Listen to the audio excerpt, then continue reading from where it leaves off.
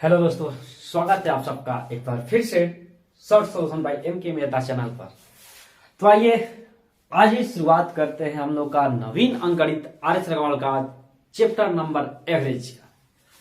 अभी तक हम लोग इस चैप्टर में पार्ट 1, पार्ट 2, पार्ट 3 तक पढ़ लिए थे। इसके बाद आज इसके अलावे पार्ट 4 पर हम थोड़ा सा ध्यान देंगे और क्वेश्चन नंबर 1 से लेकर 30 तक हम लोग क्लियर कर चुके थे। आज स्टार्ट कर रहे हैं क्वेश्चन नंबर 31 से। आइए तो बिना देर के स्टार्ट किया जाए क्वेश्चन नंबर 31 से, यानी कि 31 से। देख रहे हैं क्वेश्चन नंबर 31 आपसे क्या कहा जा रहा है। आपको स्क्रीन पर क्वेश्चन नंबर 31 दिखाई दे रहे होंगे। तो चलिए आते हैं क्वेश्चन नंबर 31 के साथ। करें कि 11 संख्याओं का औसत 10.9 है। यदि इसमें प्रथम संख्याओं का औसत, आपको इस क्वेश्चन में 6.5 दिखाई दे रहे होंगे। यहां पर थोड़ा सा मिस्टेक है। यहां पर 6 संख्याओं का औसत 6.5 नहीं 10.5 होंगे। तो फिर कहते हैं कि अंतिम 6 संख्याओं का औसत 11.4 हो तो मध्य वाली संख्या क्या होंगे। तो आइए तो सबसे पहले काम करेंगे कि पहले 11 संख्याओं का औसत दे रखा है 10.9। तो पहले हम लिखेंगे 11 संख्या का योग। क्या करेंगे? 11 संख्या का, पहला बात है कि योग निकालेंगे। 11 संख्या के योग कितना होगा। तो कैसे निकालेंगे? 11 गुने 10.9 कर लेंगे। 11 गुने 10.9। तो फिर हमको पहले से ही पता है, आपको भी पता है। जब आप पार्ट 1, पार्ट 2, पार्ट 3 का वीडियो देखे हैं तो एवरेज के बारे में बहुत बढ़िया से पता होगा आपको। तो क्या आप यदि योग निकालना होंगे तो औसत गुने संख्या। तो आइए किया जाए। आपका औसत दे रखा 10.9 और संख्या कितना है? 11। तो ये क्या करेंगे? मल्टीप्लाई करेंगे और हमें योग प्राप्त करेंगे। तो योग कितना हो जाएगा? किया जाएगा 11 9 99 का 9, आपका हासिल होगा फिर 9 और 11 का हमें 110, 110 9 119, यानी 119.9। ये कितना का है? 11 संख्या का योग आ गया 119.9। फिर बोला है कि प्रथम 6 संख्याओं का औसत, इसमें गलत दे रखा है, जो 6.5 दे रखा है। हम क्या करेंगे कि प्रथम 6 संख्याओं का औसत 6.5 नहीं, प्रथम 6 संख्याओं का औसत 10.5 है। तो क्या करेंगे? प्रथम 6 संख्या का योग निकालेंगे। क्या निकालेंगे? योग निकालेंगे। तो क्या करेंगे? 6 गुने, यहां पर जो गड़बड़ लिखा है 6.5, उसके जगह पर हम क्या लिखेंगे? 10.5। कितना लिख लेंगे? 10.5 और अपना योग निकालेंगे। आइए निकाल लिया जाए। तो गुना करेंगे 6 5 30 का 0, हासिल आपका 3, 10 का 30, 60, 3 63, यानी कि पूरा आपका आ गया योग 63। और फिर कहता है कि अंतिम 6 संख्याओं का औसत, अंतिम 6 संख्याओं का औसत दे रखा है आपका 11.4। तो फिर हम लिखेंगे अंतिम 6 संख्याओं का औसत। क्या लिख लेंगे? अंतिम 6 संख्या का योग। फिर वही बात करेंगे, औसत गुने संख्या, जो कि आपका संख्या होगा 6 और औसत यहां से दे रखा है आपका अंतिम 6 संख्या का औसत दे रखा है 11.4। तो योग निकालेंगे 11.4 से मल्टीप्लाई करके। और देखिए तो अंतिम 6 संख्याओं का आपका योग क्या होगा। फिर हम गुना कराएंगे 6 चौका 24 का 4, फिर 11 छक्का 66 और 2 68, 11 छक्का 66 2 68, यानी कि हमारा हो जाएगा 68.4। यहां तक तो बात आप लोग बड़े अच्छे समझ पाए। यानी कि 11 संख्या का योग निकाले तो आया आपका 119.9।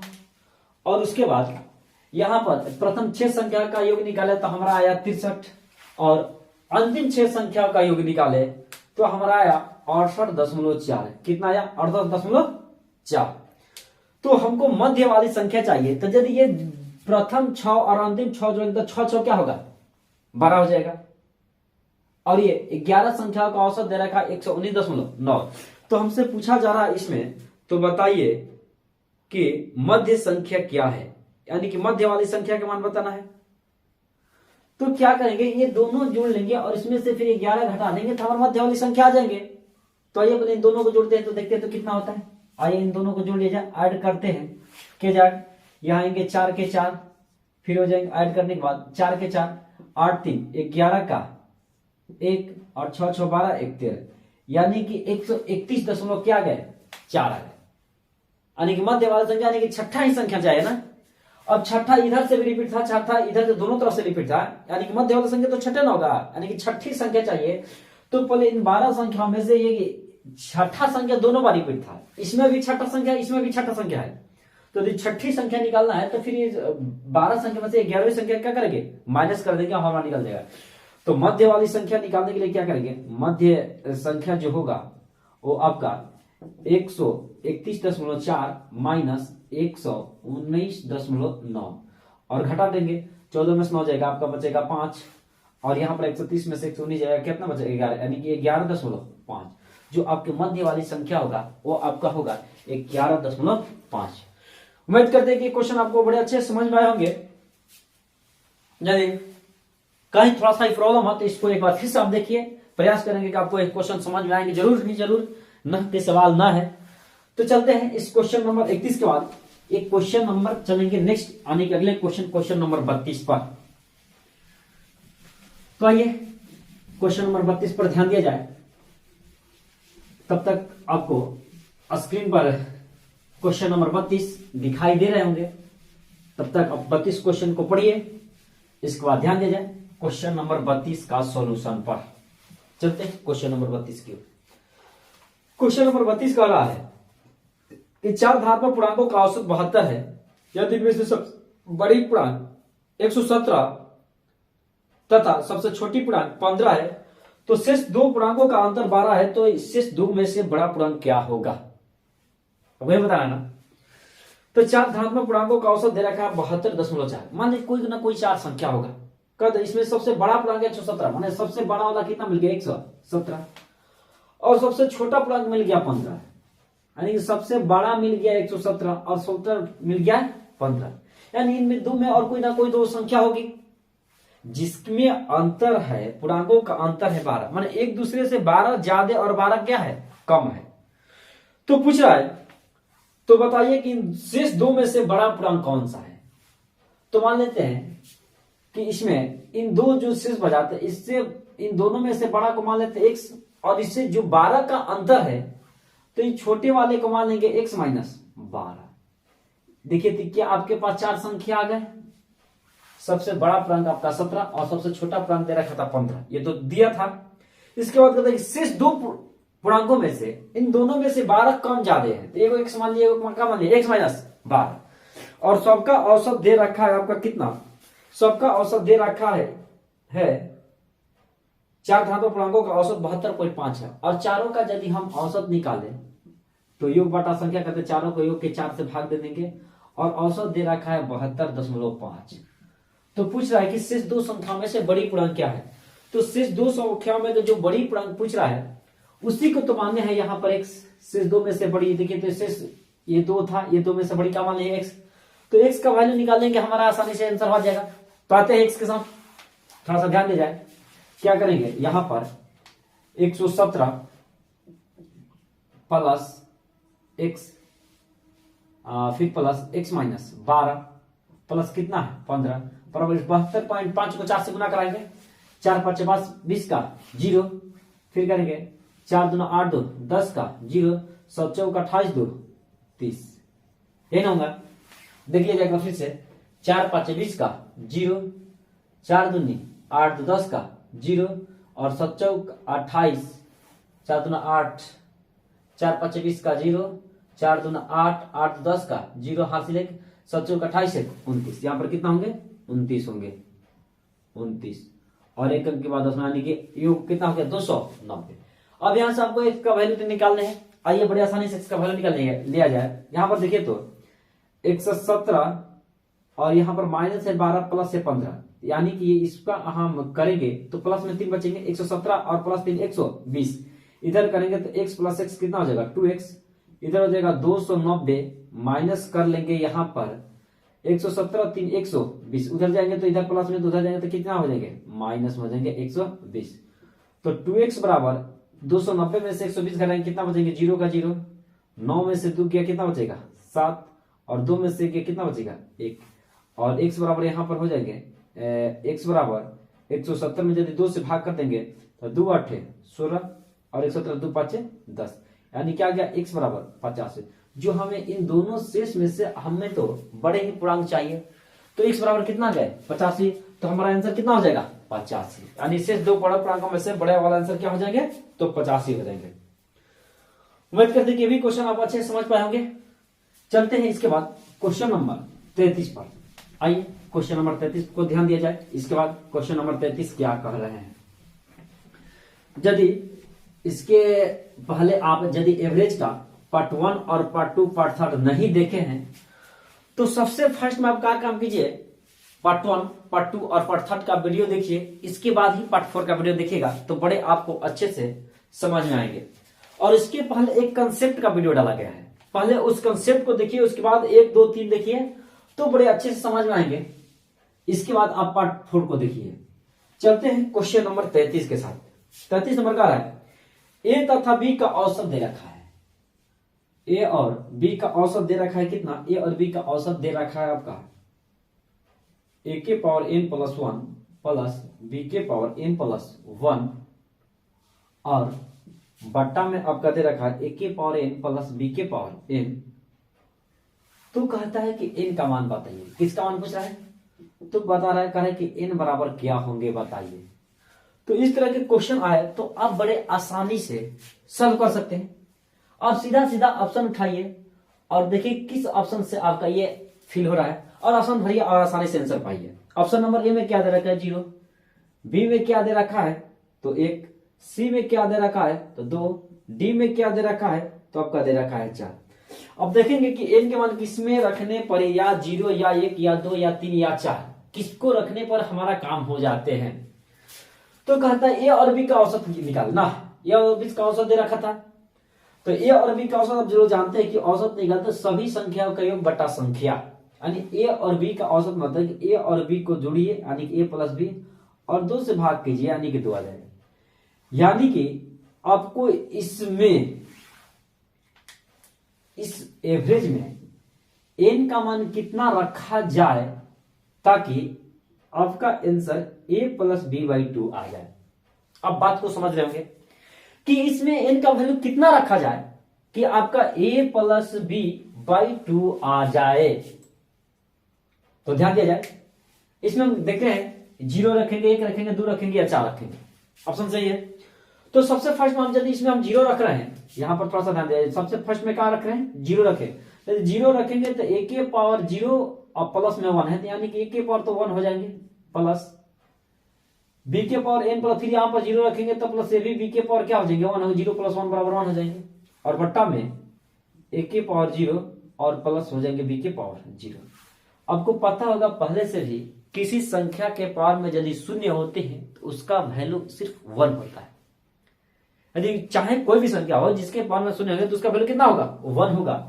तो यहां पर ये तो बात है कि a के पावर 1 ये तो ये होंगे, प्लस b के पावर 1 ये तो b होंगे, और यहां पर किसी संख्या के पावर शून्य है तो इसका वैल्यू 1 और इसका वैल्यू 1। क्या a प्लस बी बाई कितना आ गया 1 प्लस 1 2। एक तो हम देखते हैं यदि n के मान यदि 0 रखें तो हमारा a प्लस बी 2 आ गया यहाँ पर। तो हमें यही तो लाना था कि n का मान कितना रखा जाए कि a प्लस बी बराबर 2 आ जाए, a प्लस बी बाई 2 आ जाए। तो देखते हैं कि n का मान कितना रखें 0 रखें, तो इस तरह से हमारा ऑप्शन नंबर आंसर होगा a, यानी कि n के वैल्यू 0 रखेंगे तो हमारा काम हो जाएगा। चलते हैं इस 33 नंबर क्वेश्चन के बाद क्वेश्चन नंबर 34 के साथ। देखते हैं क्वेश्चन नंबर 34 क्या कर रहे हैं आपसे। आइए ध्यान दे जाए क्वेश्चन नंबर 34 पर। यदि आप हर क्वेश्चन को यदि अच्छे से ध्यान दिए होंगे पार्ट 1 से स्टार्ट करके तो आपको कहीं इसमें प्रॉब्लम होने वाली बातें ना है। आप चाहें तो आसानी से इस सब क्वेश्चन को बना सकते हैं, लेकिन हाँ लाइन बाय लाइन एक एक करके आप आराम से पहले देख लीजिए, आप बड़े आसानी से रिवाइज भी कर सकते हैं। चलिए आते हैं क्वेश्चन नंबर 34 का है ए बी सी का औसत m दे रखा है। यदि ए बी सी का औसत m है तो हम लोग जानते हैं औसत निकालने के लिए होते हैं औसत बराबर होते हैं सभी संख्याओं का योग बट्टा संख्या, यानी ए बी सी का औसत m दे रखा है तो a प्लस बी प्लस सी बट्टा का करेंगे 3, यानी कि इसका औसत कितना दे रखा है m दे रखा है, तो a plus B plus c by 3 बराबर m कर सकते हैं, क्योंकि औसत बराबर ही होते हैं सभी संख्याओं का योग बट्टा संख्या। ये 3 संख्या था, तीनों को जोड़ लिए और 3 से भाग दे दिया, हमें औसत का मिला m मिला। इसमें दे रखा है कि ए बी सी का औसत m है और फिर एक बात इसमें दे रखा है कि A B plus B C plus C है। इसमें क्या दे रखा है, A B plus B C plus C A बराबर दे रखा 0। तो कह रहा है कि A square B square C square का औसत क्या होंगे। क्या पूछ दिया, A square B square C square का औसत क्या होंगे। तो औसत बराबर वो जानते हैं, आपको पता है कि तीनों संख्याओं का योग बटा संख्या, यानी तीनों को हम ऐड करेंगे और 3 से क्या करेंगे, भाग करेंगे, तो हमारे औसत निकल जाएंगे। तो इन तीनों संख्या का योग करने के और 3 से भाग देने का मतलब होता है कि ये square B square plus C square को पास वैल्यू चाहिए तब ना होगा। इन तीनों का वैल्यू रख के और बटा में 3 से भाग दे तो आपका आंसर आ जाएगा, लेकिन इनका तो वैल्यू आपके पास दिया नहीं है। क्या का आपके पास दे रखा है, तो दे रखा है कि ए प्लस बी प्लस सी बट्टा 3 बराबर एम, यानी कि इसको यदि आप एक लाइन बढ़ाए यहां से तो आप ये लिख सकते हैं कि A plus B plus C बराबर 3m। ये बातें तो लिख सकते हैं, यानी A plus B plus C का वैल्यू दे रखा है और A B plus B C plus C का वैल्यू दे रखा है। लेकिन आपको चाहिए क्या, तो आपको चाहिए ए स्क्वायर प्लस बी स्क्वायर पर सी स्क्वायर का वैल्यू चाहिए, यहां पर रखेगा और 3 से भाग दीजिएगा, फिर भी आपका आंसर आएगा। तो इनके लिए आपको एक फॉर्मूला याद रखे होंगे जो कि आप लोग पढ़े होंगे अलजेब्रा में, नहीं तो यहां पर हम एक लाइन लिख रहे हैं, आपको इसको याद रखने होंगे। आपको पता होगा कि A plus B plus C का होल स्क्वायर होते हैं A square plus B square plus C square plus 2 into A B plus B C plus C A. ये आपको याद होगा तो ठीक है, नहीं तो इसके लिए एक लाइन ये आपको याद ही रखिए, आपको याद रखने पड़ेंगे, क्योंकि आपको चाहिए ए square B square C square, लेकिन आपके पास इसका वैल्यू तो दिया नहीं है। आपके पास क्या दिया गया है, A plus B plus C का वैल्यू दे रखा है और A B plus B C plus C का वैल्यू दे रखा है। अब हम इस फॉर्मूला के माध्यम से हम यहां पर A square plus B square plus C square बड़ी आसानी से निकाल सकते हैं। तो आइए ध्यान दिया जाए इस पर। तो इसमें हम पहला काम क्या करेंगे, A square plus B square plus C square का वैल्यू निकालेंगे। देखिए क्या यहां पर A plus B plus C के जगह पर क्या हम यहां पर लिख सकते हैं आसानी से ए प्लस बी प्लस सी पर कितना है 3m लिख सकते हैं, तो कर लीजिए, इधर लिख दिए 3m का स्क्वायर, कर सकते हैं ना, और बाकी A square plus B square plus C square तो आपको निकालने ही है, निकालना है ना। फिर क्या करेंगे प्लस 2 इंटू, देखिए तो यहां से क्या कर दे रखा है, A B plus B C plus C A बराबर 0। क्या यहां पर A B plus B C plus C A बराबर 0 रख सकते हैं, तो रख लीजिए यहां पर 0। तो बताइए तो 0 बना दिए टोटल का टोटल, तो क्या हमारे यहां पर A square plus B square plus C square बराबर कितना हुआ, तो 3 3 का 9m स्क्वायर हुआ। क्या बताइए यहां तक कोई आपको प्रॉब्लम, यानी A square plus B square plus C square का वैल्यू निकाल लिए और कितना मिला, तो 9m स्क्वायर मिला। क्या इस 9m स्क्वायर को यहां से हम इसमें क्या पुट कर सकते हैं, क्या बड़ी आसानी से, हाँ आसानी से बड़ा पुट कर सकते हैं। देखिए तो हमें यही तो चाहिए था, A square plus B square plus C square बटा 3, जहां पर आपको वैल्यू मिल चुका है A square plus B square plus C square कितना 9m स्क्वायर, तो यहां पर हम बड़ी आसानी से रख सकते हैं। और ये रख लिया है, इसका वैल्यू कितना रख लीजिएगा, तो इसका वैल्यू रख लीजिएगा 9m स्क्वायर, बट्टा में 3 है तो 3, क्या इसको कटा सकते हैं, हाँ कटा सकते हैं 3 बार में, आपका फाइनली आंसर आ गया 3m स्क्वायर, जो कि यही आपका आंसर होगा। इस क्वेश्चन का आंसर कितना होगा 3m स्क्वायर। उम्मीद करते हैं ये भी क्वेश्चन आप अच्छे से समझ पाए होंगे। थोड़ा सा कहीं प्रॉब्लम लगे तो आप इसको फिर से देखिए, यदि वहां से नहीं समझ पाते हैं तो कमेंट बॉक्स में जरूर बताइए, इस वीडियो को एक क्वेश्चन को एक बार फिर से बता दिया जाएगा कहीं आपका प्रॉब्लम है तो। एक बात आपको और बता दें कि जो लोग बिहिया के आसपास के स्टूडेंट है, हमारा ऑफलाइन भी क्लास चलता है ओमिक्रॉन एकेडमी के नाम से, जो कि मेला रोड बिहिया में है। आप चाहें तो ऑफलाइन क्लास ज्वाइन कर सकते हैं। यहां पर चाहे जीडी स्पेशल हो, चाहे हर बैच अलग अलग टाइम पर अलग अलग बैच चलाए जाते हैं अलग अलग तैयारी के लिए। चाहे आप रेलवे की तैयारी कर रहे हो, चाहे एसएससी की तैयारी कर रहे हैं, चाहे जीडी फोर्स आर्मी योग कोई भी चीज की तैयारी कर रहे हैं, इनके लिए अलग अलग स्पेशल बैच की व्यवस्था है। आप चाहें तो संपर्क कर सकते हैं। चलिए क्वेश्चन नंबर 34 के बाद आते हैं क्वेश्चन नंबर 35 के साथ। चलिए क्वेश्चन नंबर 35 क्या करें, थोड़ा सा ध्यान दे दें क्वेश्चन नंबर 35 पर। क्वेश्चन नंबर 15 है कि 5 संख्याओं का औसत 18, इसमें से एक संख्या छोड़ दी जाए तो औसत 16 हो जाते हैं, तो छोड़ी गई संख्या क्या होगा? ये तो क्वेश्चन बड़े आसान है, बड़े आसानी से बना सकते हैं। 5 संख्याओं का औसत रहेगा तो आप डायरेक्ट निकालिए ना 5 संख्या का योग। 5 संख्या का तो आप योग निकाल सकते हैं ना, औसत गुने संख्या। तो संख्या क्या हुआ? 5 हुआ। औसत कितना दे रखा है तो देख लीजिए, औसत गुने संख्या। 5 संख्याओं का औसत 18, तो दे रखा 18। आप 5 का योग निकाल लीजिए, 18 5 90। अब कह रहा है इसमें से कि एक संख्या छोड़ देने पर औसत 16 हो जाता है। एक संख्या छोड़ दिए तो अब की बार यदि तो बच्चे की संख्या क्या, 4 को संख्या ना बचा हो। अब 4 संख्या का योग निकालेंगे तो क्या करेंगे? 4 गुने औसत, तो औसत कितना दे रखा है? तो औसत इसमें आपका दे रखा है, कहते एक संख्या छोड़ दिया तो औसत 16 हो जाता है। औसत लिखे 16, तो गुना करते 16 से योग निकल गया 64। 5 संख्या का योग हो गया 90, 4 संख्या का योग हो गया 64। तो क्या छोड़ी हुई संख्या आप नहीं निकाल दीजिएगा? बताइए, 5 का योग 90 है, 4 का 64 है, तो जो इसमें कम होगा वो संख्या छोड़ दिए। तो अब घटा लीजिए इसको। 90 में 64 जाएगा कितना बचेगा? 10 में 4 जाएगा 6, यहाँ पर बचेगा 8, 8 में 6 गया 2, यानी छूटी हुई संख्या कितना हो गया? 26, जो कि आपका सही आंसर होंगे 26। चलिए, एक क्वेश्चन बड़े आसान थे, चलते हैं क्वेश्चन नंबर 36 पर। 35 बाद क्वेश्चन नंबर 36 पर ध्यान दीजिए। क्वेश्चन नंबर 36 क्या कह रहे हैं? आते क्वेश्चन नंबर 36 के साथ। क्वेश्चन नंबर 36 कर रहे हैं, एक कार की 7 माह की पेट्रोल का औसत मासिक खपत 110 लीटर। तो हम पहले औसत दे रखा है तो हम पहले योग निकालेंगे। तो 7 माह का योग निकालेंगे, 7 माह का योग, 7 माह का योग। तो क्या करेंगे? औसत गुने संख्या करेंगे।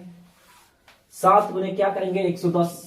7 गुने 110 यानी कि 11 7 77, 770 लीटर है। 7 माह का योग निकाले थे, कितना गया? 770 लीटर। और कहता अगले 5 माह का मासिक औसत 86 लीटर है। तो अगले 5 माह का फिर योग निकालेंगे। फिर क्या करेंगे? अगले 5 माह का योग निकालेंगे तो 5 गुने कितना हो गया? 86। आइए गुना कर ले जाए, 6 5 30 का 0 हाथ से 3, 8 5 40, 3 43, 430 लीटर आ गया।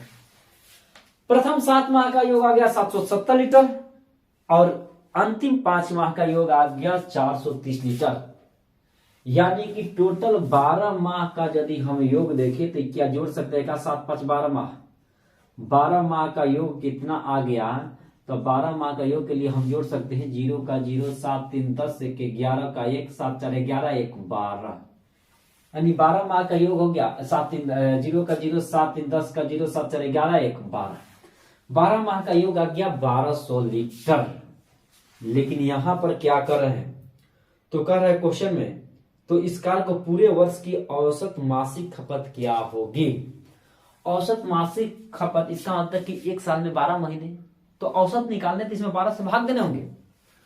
तो एवरेज निकालने के लिए क्या करेंगे? औसत निकालने के लिए इस 1200 में 12 से भाग दे देंगे और हमारा आ जाएगा 100 लीटर मासिक खपत। आंसर हो गया क्या लीटर? 100 लीटर। तो चलिए चलते हैं इस क्वेश्चन के बाद नेक्स्ट क्वेश्चन यानी कि अगले क्वेश्चन पर चलते हैं। 36 के बाद क्वेश्चन नंबर 37 पर। चलिए क्वेश्चन नंबर 37 को पढ़िए। आपको ये 37 नंबर क्वेश्चन स्क्रीन पर दिखाई दे रहे होंगे। उसके बाद आते हैं क्वेश्चन नंबर 37 के सॉल्यूशन पर। देखा जाए तो क्वेश्चन नंबर 37 क्या कर रहे हैं, ध्यान दिया जाए। करें कि एक वर्कशॉप में कार्यरत सभी कर्मचारियों का औसत वेतन 8000 तथा इसमें 7 अभियंता का औसत वेतन 12000 है और शेष कर्मचारियों का औसत वेतन 6000 है। इस वर्कशॉप में कार्यरत सभी कर्मचारी की संख्या कितनी होगी? आपको याद होगा कि इनसे 1-2 चैप्टर पहले हम एलिगेशन पढ़ाए हुए हैं। यदि आप एलिगेशन पढ़ेंगे, इस एलिगेशन का नियम से इस क्वेश्चन को बनाया जाए तो बड़े आसान तरीका से बन जाते हैं। यदि आप एलिगेशन के बारे में नहीं जानते हैं तो आप जाकर हमारे चैनल पर एलिगेशन का वीडियो देख सकते हैं और यहां से एक क्वेश्चन बड़े अच्छे समझ में आएंगे। और तो आइए यहां से भी ध्यान दिया जाए, आपको समझ में आने वाले हैं। कहते हैं कि इसमें क्या होगा? 7 अभियंता का वेतन दे रखा है 12000 और शेष कर्मचारी का वेतन दे रखा है 6000। तो इधर लिख देंगे अभियंता, अभियंता का हुआ है तो 7 हुआ है। 7 बोला कि अभियंता, 7 अभियंता, 7 अभियंताओं यानी कि अभियंता का जो वेतन दे रखा है, क्या 1000 दे रखा है? 7 अभियंताओं का जो वेतन दे रखा है ये आपका दे रखा है 12,000। 7 अभियंताओं का औसत वेतन क्या हजार दे रखा है? 12,000 दे रखा है।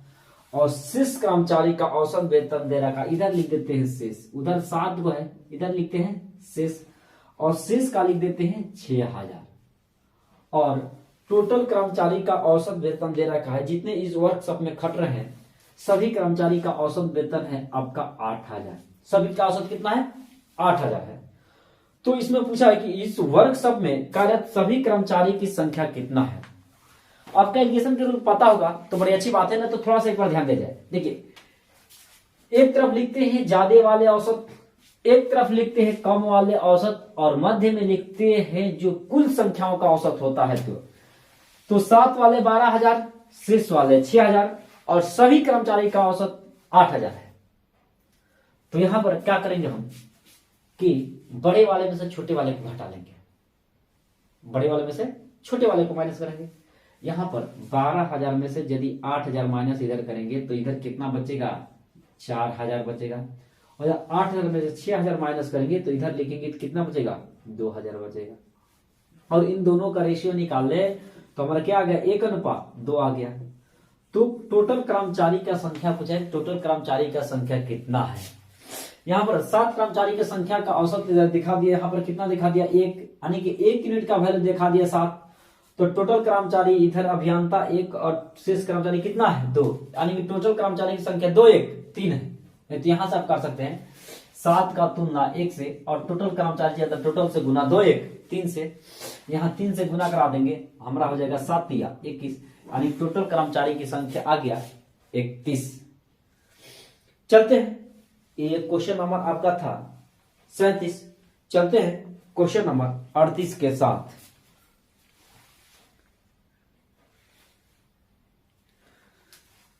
तो आइए आते हैं क्वेश्चन नंबर 38 के साथ, देखते हैं क्वेश्चन नंबर 38 क्या कह रहा है। क्वेश्चन नंबर 38 कहता है कि 4 कमाने वाले सदस्यों की एक परिवार की औसत मासिक आय 15,130 है। तो पहले क्या करेंगे? चारों का योग निकालेंगे। तो पहले 4 का योग निकालेंगे, 4 संख्या का योग, यानी चारों आदमी का योग निकाल लेंगे। तो पहले औसत गुने संख्या कर सकते, संख्या 4 है और औसत कितना है? तो 15,130 है। तो पहला काम तो योग निकालेंगे 15,130, और योग कितना होगा? तो गुना करा लेंगे, 0 का 0, 4 तिया 12 का 2, हासिल 1, 4 एकम 4, 4 एकम 4 एक हासिल कितना? 5, और फिर करेंगे 4 5 20, 20 का 0, और फिर कर लेंगे 4 एकम 4 और 4 2 6, यानी कि योग आ गया, गुना किए तो 60,520। 15,130 के 4 गुना करेंगे तो कितना आ गया? 60,520। फिर इसके बाद क्या बोल रहा है? इसमें से एक पुत्री का विवाह हो गया, वह घर से विदा हो गई, यानी कि वो तो घर से निकल गई। तो अब कई संख्या बचा? पहले 4 गो था, जिसमें से एक उनकी पुत्री थी जिसकी शादी होगी, घर से विदा हो गई। तो अब तो संख्या बचेगा 3 ही ना। तो विदा हो गई तो कभी इसका औसत आय घटकर हो गया 14,660, यानी अब तो 3 का ही योग निकालने होंगे। तो 3 का यदि योग निकालेंगे तो 3 गुना औसत कर लेंगे, 3 और औसत कितना है? 14,660, 14,660। तो ये 3 का योग हो जाएगा ना, तो फिर गुना करा लेंगे, 0 का 0, 6 तिया 18 का 8, फिर हासिल 1, फिर क्या करें? 6 तिया 18 19 का 9, फिर हासिल 1, और 14 ती 42, 42 1 43, यानी यहां पर आएगा 43,980। तो कह रहा विवाहित पुत्री की मासिक आय कितनी थी। अब इस विवाहित पुत्री का यदि मासिक आय पूछा जा रहा है तो एक बात बताइए, यदि वो पुत्री थी तो 60,520 आ रहा था, और पुत्री नहीं थी तो 43,980 आ रहा है। इसमें जितना घाटा तो पुत्री की वजह से घटा, तो यानी जितना घटाने के बाद जो संख्या आएंगे वही तो पुत्री का आय आमदनी था। तो यहां से क्या करेंगे? पहले हम इसको माइनस करेंगे और देखेंगे कि हमारे पास आंसर कितना आ रहा है। 0 में से 0 घटाएंगे, 0 बचेंगे, 12 में से 8 गया, 4 बचा, और यहाँ क्या बचा? ये 5 था तो यहाँ पर आ जाए 4, 4 में से 9 जाएगा, 4 में से 9 तो 9 में से यहाँ पर करेंगे 14, 14 में से 5 9 जाएगा, तो बचेगा 5, और यहाँ हासिल दे रखा था तो यहाँ पर बच गया आपका 0 था तो यहाँ पर 9, 9 में 3 क्या बचा? 6, और यहाँ दिया तो 5 में 4 गया 1, यानी कि आपका यहाँ पर बच गया 16,000 16,540 रुपये। यह पुत्री का आय कितना था? तो 16,540 रुपये। चलिए चलते हैं इस क्वेश्चन के बाद अगले क्वेश्चन पर। उम्मीद करते हैं कि क्वेश्चन भी आप समझ पाए होंगे अच्छे से। चलते हैं क्वेश्चन नंबर 38 पर 39 के साथ। आइए देखते हैं क्वेश्चन नंबर 39 क्या आता है आपके। आते हैं क्वेश्चन नंबर 39 पर।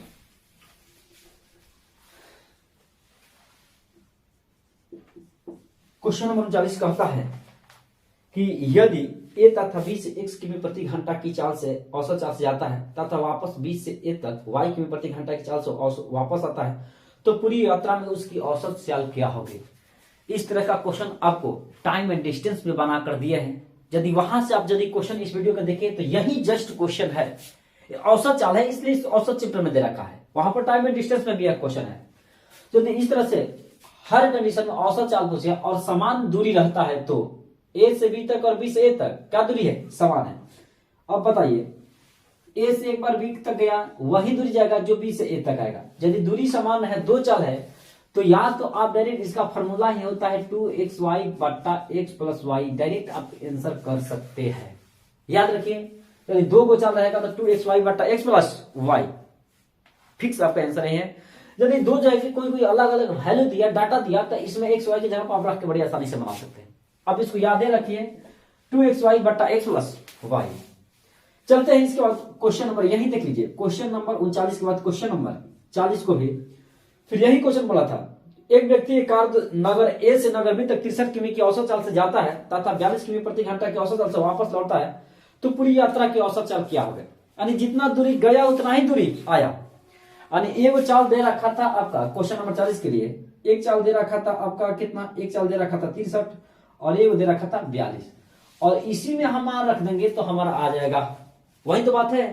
तो क्या करेंगे 2 गुने 63 गुने 42 और बट्टा x plus y. x plus y करेंगे तो 3 2 5 आ जाएंगे और यहां पर आ जाएंगे 6 3 9 1 10, ये होंगे ना, तो 105। अब यहां से आप कटाइए कटाइए कैसे कटा सकते हैं। तो देखिए 7 से भी कटा गया, 7 9 63, यहाँ 7 से कटाइए, 7 से कम, 7 3 7 5 35, 15 बार में कटा लिए और कटेंगे। हाँ कटेंगे 3 से, 3 3 का 9, 3 5 15, 5 बच गए। अब क्या कीजिए अब हो सकता है तो आप गुना कर लीजिए और गुना करके कटाइएगा तो आपका आंसर आने वाले हैं। ये गुना करके कटा दीजिए। ऑप्शन देख लेते हैं, ऑप्शन में कितना कितना है, नहीं तो गुना कर ही लीजिए। 3 दूनी का 6, 6 दूना 12 का 2, 3 दूनी का 6, 6 दूना 12 का 2 और 6 का 24 1 25, यानी कि 252 बट्टे 5। यहां से कटाएगा तो 5 5 25 और दशमलव बटा 0 यानी कि 5 का 20 यानी कि 50.4 औसत चाल है। तो आपके किमी प्रति घंटा में होंगे। औसत चाल होंगे किमी प्रति घंटा में। तो आज के लिए इतना ही, फिर विशेष मिलते हैं नेक्स्ट वीडियो में। लेकिन आपको बता दें कि यदि आप जीडी का स्पेशल बैच ज्वाइन करना चाहते हैं तो हमारा ऑफलाइन क्लास स्टार्ट हो चुके हैं। 2 बैच चल रहे हैं। एक पहला बैच चल रहा है सुबह 7 से 8 और दूसरा बैच चल रहा है 9 से 10। जो ये दोनों ऑफलाइन बैच है, हमारे यहाँ आकर क्लास ऑफलाइन ज्वाइन कर सकते हैं, जिसका पता आपको स्क्रीन पर दिखाई दे रहे होंगे कि ऑफलाइन बैच कहाँ चलते हैं। इस पत्ते पर, इस नंबर पर कांटेक्ट करके आप ऑफलाइन क्लास ज्वाइन कर सकते हैं। चलते हैं, आज के लिए इतना ही, फिर मिलते हैं विशेष नेक्स्ट वीडियो में।